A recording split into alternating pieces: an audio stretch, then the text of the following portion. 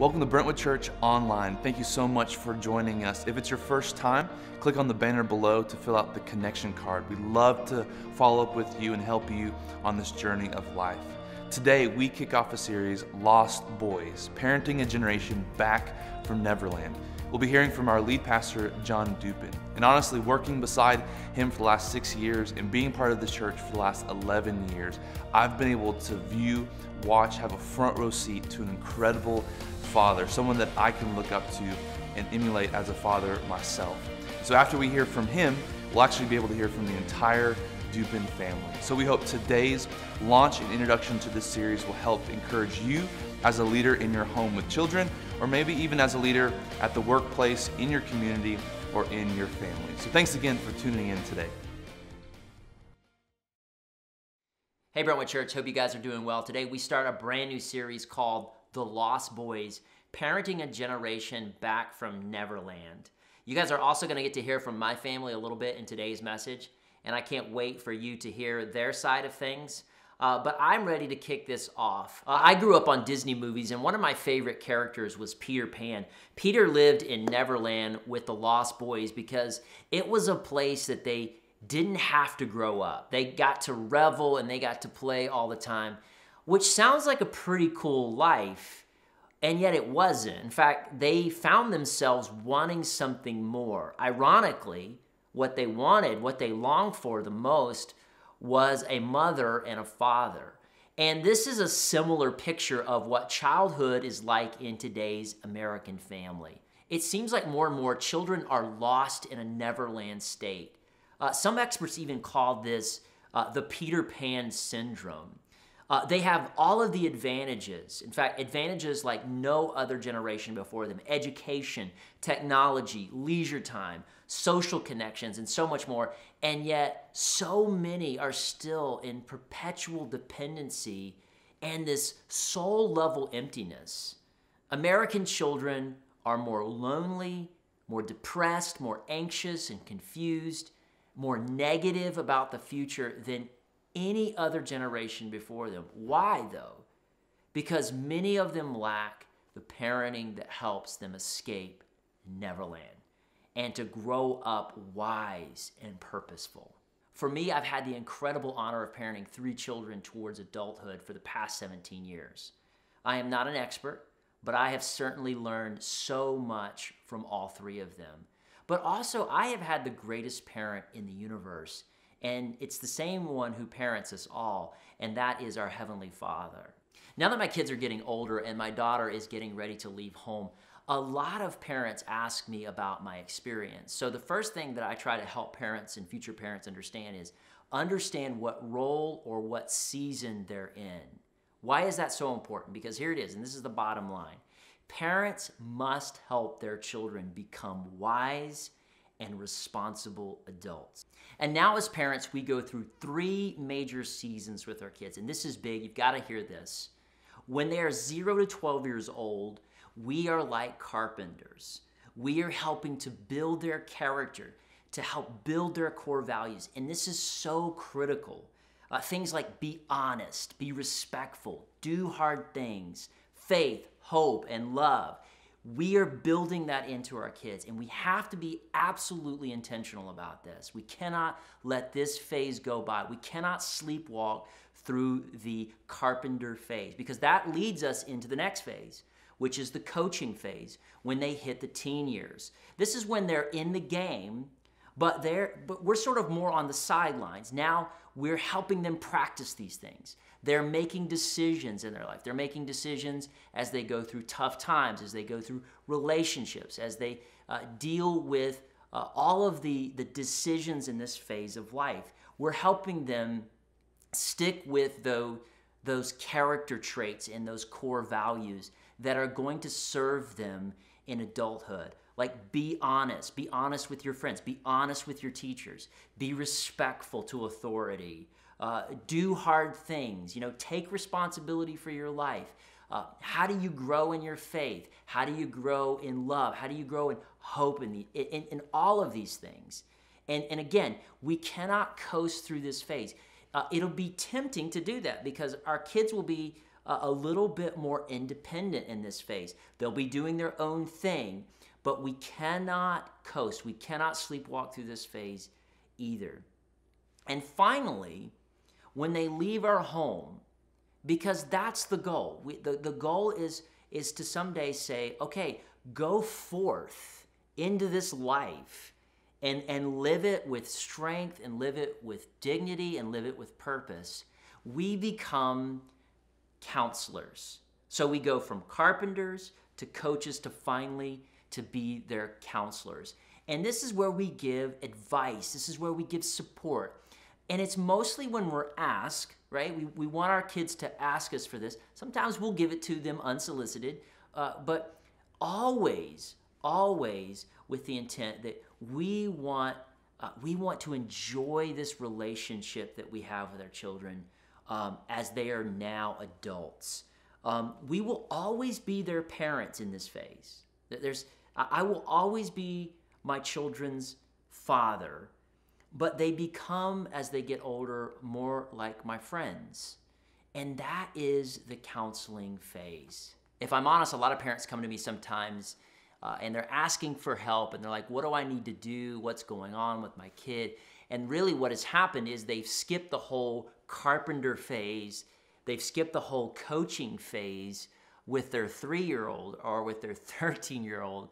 And they're trying to be a counselor, which is ultimately to be the adult friend to their kid. And this is really hurting kids today.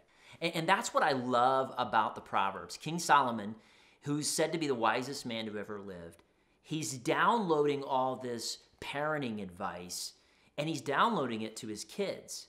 But he's also reaching into the future, millennia into the future, and he's talking to us today. And he's saying, look, learn from my mistakes, learn from my wins. He gives us all of this wisdom, and he gives us all of these warnings. He's addressing his sons a lot because he wants them to grow up, and he wants them to be wise and competent adults. And you gotta hear this. This is so big. What is it that you want your kids to ultimately grow into? That is wise and competent adults. And so Solomon, he leans in and he casts a vision for the rest of their life. And he says this. He says in Proverbs 1, verse 7, he says, the fear of the Lord is the beginning of knowledge. And then he adds this. He says, but fools despise wisdom and instruction. So what is he saying? He's saying that gaining and applying God's wisdom must be the chief goal of your life. Like every day that you wake up, son, you have got to look into the mirror and you've got to say, today, I have got to gain more and I've got to apply competently the wisdom of God. And it starts with them going to the source, an intentional relationship with God. And that's what I've learned from Solomon. First, he was intentional. And second, he was honest. Now, I want to talk about intentionality for a second. Solomon wrote most of this book for his kids, the book of Proverbs, the ones that are from him. A lot of times he is addressing his own children. How much more intentional can you get than to write a book for your kids as they grow up and as they become parents? Now, for my wife and I, we're not writing a book for our kids per se, but we try to be so intentional every day to share wisdom with our children and to share where it comes from. It's not like, hey, I had this thought today when I was shaving. You should try it. No, we try to say, hey, look, this is wisdom and it's coming from God and it's applying to your situation. And God gives it out to anyone who asks and anyone who will apply it. I mean, that's what we want our kids to understand. Look, you got to ask for this and you've got to apply it. So the other thing about Solomon was that he was honest with his kids. Throughout the Proverbs, he's honest with his kids about what their life will look like if they choose to despise wisdom and to live foolishly. He's like, hey, I want you to know, look, I'm going to tell you the consequences of this. In fact, the Proverbs talk about foolishness in everything from how they handle money to how they handle their sexuality, from business relationships to personal relationships. He says foolishness in any and all of this will ruin your life. It'll shorten your life. It'll just downright destroy your life. It'll destroy your reputation. I mean, he is so honest with his children. So Solomon finishes this thought with painting a picture of the outcome for intentional and honest parents who will lead their kids to God's wisdom.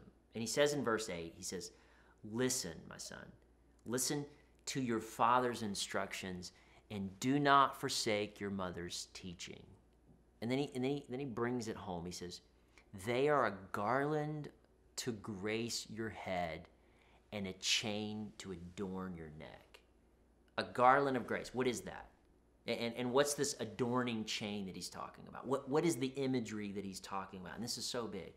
It's the imagery of a victory ceremony.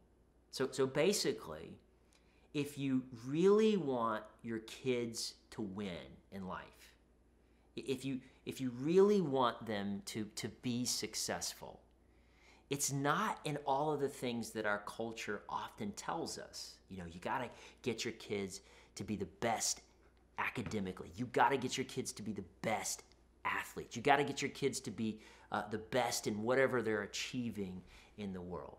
What Solomon says is, no.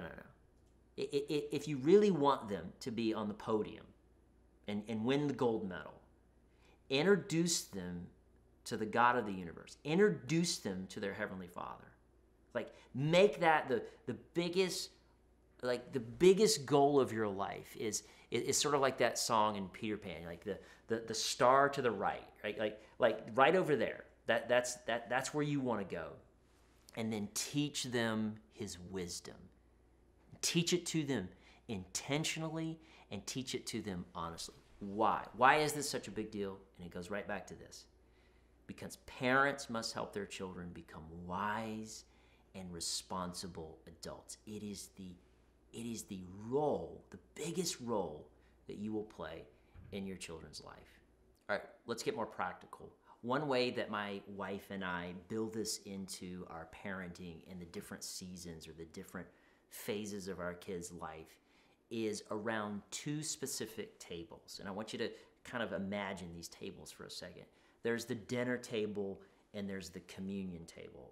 And I'll explain that as we go. The dinner table is this idea of family meals, and the communion table is the idea of the local church. So, making family meals and making the local church a central rhythm grows our relationship with God. It grows our family, and it grows our purpose in the world. They are two keystone habits that honestly have ripple effects in all of our lives.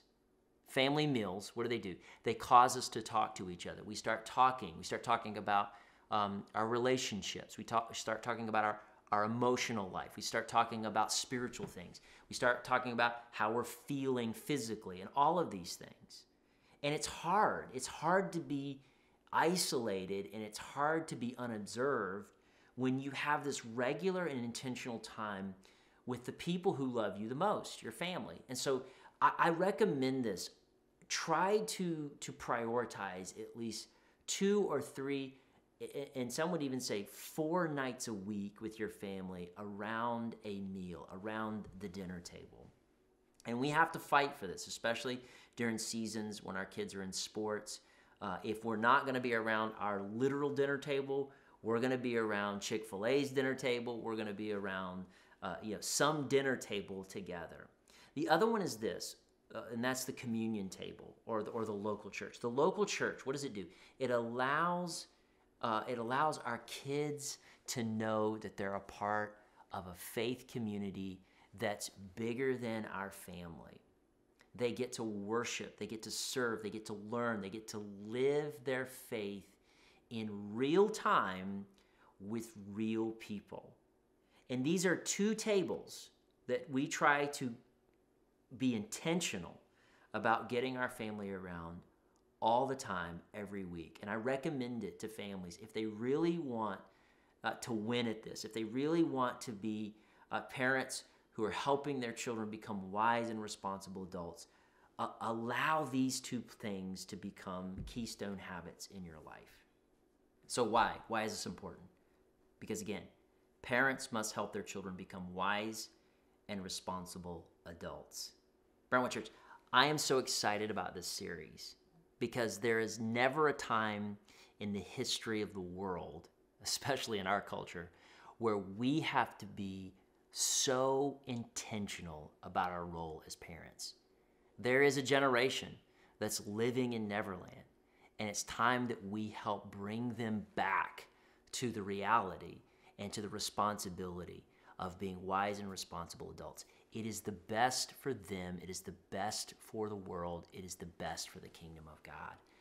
You'll want to be here each week of this series. You're going to hear from some of our other leaders. You're going to hear from my wife. And as I said, you'll get to hear from my kids as well.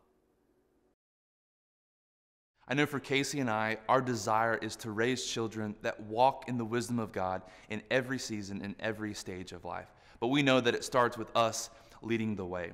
And so like I mentioned earlier, we're going to be hearing now from the entire Dupin family, otherwise known as the Dupin Troupe. We'll be hearing from the kids, Landon, Ethan, and Chase, as they talk about what is this generation crying out for? What are they looking for and hoping for in parents? So let's jump right in.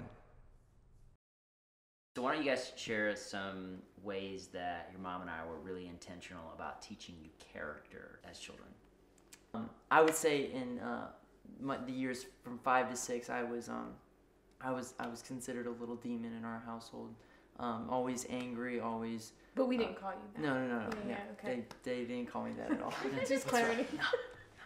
And so during that time period, I was just angry, selfish. We had these little jars that if you got an amount of sticks in the jar, you couldn't go to Sonic.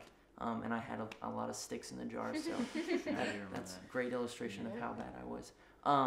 And I would say during that time period, you applied definitely discipline, but I would say it was the discipline I needed in that time period. I would say I learned that anger and being selfish towards my siblings or towards other people doesn't work in life, and that's not how the Lord wants me to walk in that and throughout my life.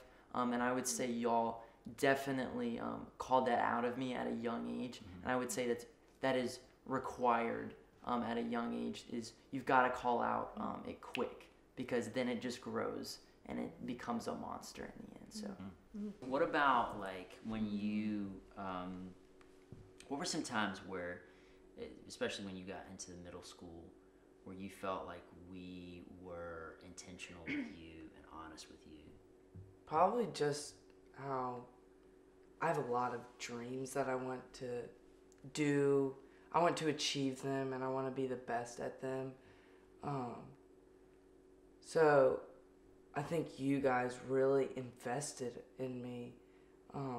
And from waking up at 5:30 in the morning to go do basketball with me, just that shows me that you care about me. And you want the best for my future. You want the best for me now. And that shows me that you care about me. What are some times where you just like I'm on your nerves? You can talk about me. Or we're on your nerves. Well, we're not being effective. I would say you guys are full of wisdom, but sometimes there's been moments where I feel overcoached. Like it isn't effective for me when I continue to hear too much. And I would say there's a time and a place for it, and sometimes I just want you to listen, to hear, and I don't really need your advice. Like, yes, I need your advice, but like in that moment, I just need someone to listen to me. And so one thing I know I've asked you to grow in specifically is just listening and praying about whether to give that advice and whether to coach in that moment. So I would say that's a big thing for me. What about you guys? One thing that kind of just stands out to me is when I first got into middle school, and that's when a guy's hormones are just like constantly going. It's like, man, like I've got this sex drive, and it's like it's all over the place. You know what I mean? And I just remember I was like, you were checking on me like literally almost every day. Like, what's going through your head, man? Like right now. And I don't think I understood the importance of when a father checks in on his son's purity. And I think we got to a point where I kind of expressed that I was like, yeah, I'm in a good boat. Like I'm doing okay. And then I think I just remember you gradually just kind of checking out of that not holistically, but like just gradually just checking out of that part of like my purity sense of my mind. And I think it's very important for dads, just fathers. Do not check out of your son's purity life. Like it is they fight it literally every single day. Chase, talk about times when you and I have talked about doubts that you've had in your faith. You know, just how we handle that. Yeah, I remember, I think it was a couple months ago or a couple weeks ago, I just wanted God to show me something, to show me that He's with me. And I remember going to you and just letting my feelings out because I trust you. And I remember us praying together and just praying that God would show me something. And the next 24 hours, God showed me something. And it was just, it showed me that He was with me, and it showed me that you care about me, and that you're walking through this path with me. And so is the Lord. What kind of parent do you need? For me, Yeah. I think I need a parent, and I this is weird saying this to y'all, but like I think I need a parent who lets me be independent, but has a sense of like I love you and care about you enough to let you be independent, but to also set a sense of like, hey, I care about you enough to bring you back if you're gonna if you go on this trail. And so I think a parent who loves and cares about their child enough to lovingly do it, not out of anger, but lovingly brings their child back onto. Would you say that there's an imbalance right now, you know, in parenting and child relationships where? Yeah, Talk about absolutely. I would say what I need in a parent is support for me. Just in who I am, I just need to feel supported. And sometimes that looks like giving encouragement, but that also looks like saying, like I was talking about, like calling me up to more. And also just asking about my day. I know like I have to have my time with Mom and my time just to talk about my day. And sometimes nothing crazy happens, but I feel supported by listening ears. And for children, I think they lack openness with their parents. Whether it's a weakness or whether it's just talking about their day, it feels weird and uncomfortable. And I hate that our culture, there's so many broken families because things have gotten weird and complicated and broken because talking to your kids is awkward. Like, why is that awkward? Like, How do you change that? I would say start having conversations. Start also prayer. I know you guys have prayed even for our future spouses since we were young. And like, that's important. Like, prayer is so important in raising children. And I think also just having conversations, if you feel led to speak into your child either encouragement in life or giving them life by bringing them up and saying, hey, this is wrong, be willing to have to take a step back in that relationship to watch them grow more. I think it's just, children have to be more open, but parents have to just set the stage for that. And I think when I come to you and say, I have wronged, you're not there to point a finger. And I think that's something that parents need to hear, is your kids need to feel loved even when they've done something wrong. Hey, I want to thank you guys for being honest and open and just, sharing kind of our story together. Thanks again for joining us today. We'll continue this series on Sunday, April the 22nd at Jefferson Forest High School, 9:15 or 11:15 a.m. Not only will we continue the Lost Boys series, but it's Celebration Sunday as we celebrate the total commitments that have been pledged towards building Brentwood. Celebration Sunday is also the day that we bring our foundation offering, our first giving towards our commitments as individuals and families. So do not miss a big Sunday for our church.